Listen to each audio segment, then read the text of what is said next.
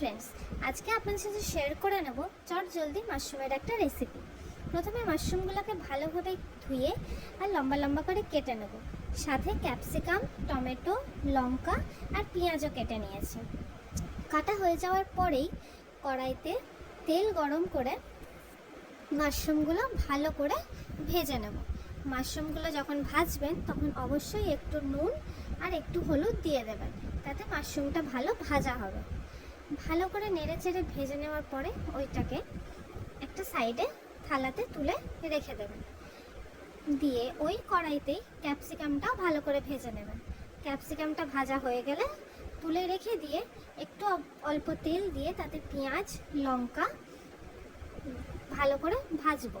পেঁয়াজ লঙ্কাটা ভাজা ভাজা হয়ে গেছে দেখতেই পাচ্ছেন।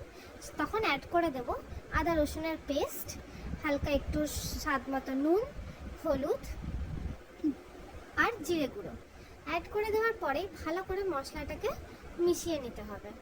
হালকা একটু জল দিয়ে তাতে টমেটো, কেটে রাখা পেঁয়াজ আর ভাজা ক্যাপসিকাম আর মাশরুমটা অ্যাড করে দেবেন।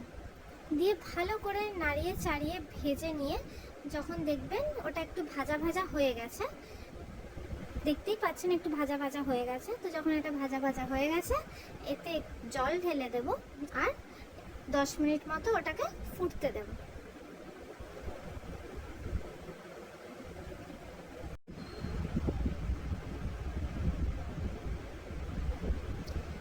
দেখুন এটা একদম হয়ে গেছে, জলটা শুকিয়ে গেছে আর বেশ ভালো ভাজা ভাজা হয়ে গেছে, আবার খুব ড্রাইও হয়নি।